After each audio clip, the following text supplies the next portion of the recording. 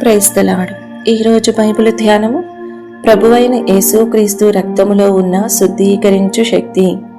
యేసుక్రీస్తు యొక్క రక్తము అక్షయమైనది, అది దేవుని యొక్క రక్తము అనగా నిత్య దేవుని రక్తము. అపోస్తుల కార్యములు 20వ అధ్యాయము 28వ వచనము. వాస్తవముగా మన దేవుడు ఆత్మయై ఉన్నాడు. ఆత్మయందు రక్తమాంసములు ఉండనేరవు. అయినను దేవునికి స్తోత్రములు, దేవుడు శరీరధారిగా మన మధ్య నివసించెను. యోహాను సువార్త 1వ అధ్యాయము 14వ వచనము. పాత నిబంధన కాలములో పాపములు కేవలము కప్పబడినవి. 32వ కీర్తన 1వ వచనము ఆంగ్లములో. ఎడ్ల యొక్కయు మేకల యొక్కయు క్షయమైన రక్తము మనస్సాక్షిని శుద్ధి చేయలేకపోయెనని హెబ్రీయులకు రాసిన పత్రిక 9వ అధ్యాయం నుండి మనము గ్రహించుచున్నాము. యేసుక్రీస్తు యొక్క మిక్కిలి అమూల్యమైన రక్తము ద్వారా మాత్రమే మనస్సాక్షి శుద్ధీకరింపబడును. ప్రభువైన యేసు నిత్యుడగు ఆత్మ ద్వారా అనగా పరిశుద్ధాత్మ ద్వారా తన అమూల్యమైన రక్తమును చిందించినప్పుడు తండ్రి అయిన దేవుడు ఆ రక్తమును అంగీకరించెను. అందునిమిత్తమే యేసు రక్తములో అద్భుతమైన శక్తి కలదు.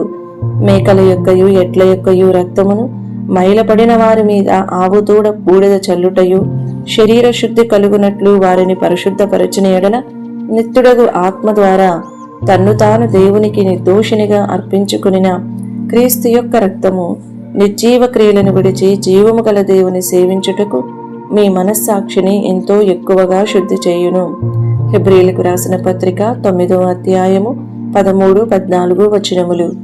నిత్య దేవుని రక్తమైన క్రీస్తు రక్తము నిత్యుడగు ఆత్మ ద్వారా అప్పగించబడెను గనుక క్రీస్తు రక్తమునకు నిత్యమైన శక్తి కలదు మరియు దానిలో నిత్య ఆశీర్వాదములు కలవు. దాని యొక్క శక్తి నిత్యమైనది. నిత్యము అనగా ఆదియు అంతము లేనిది. యేసు రక్తములో దాని శక్తిలోను స్వభావములోను సమర్థతలోను ఎటువంటి మార్పు లేదు. అది చెడిపోదు, క్షయమగునది కాదు. అది ఎన్నటికీ పాతగిలిపోదు. అది ఎల్లప్పుడూ నూతనముగా ఉండును.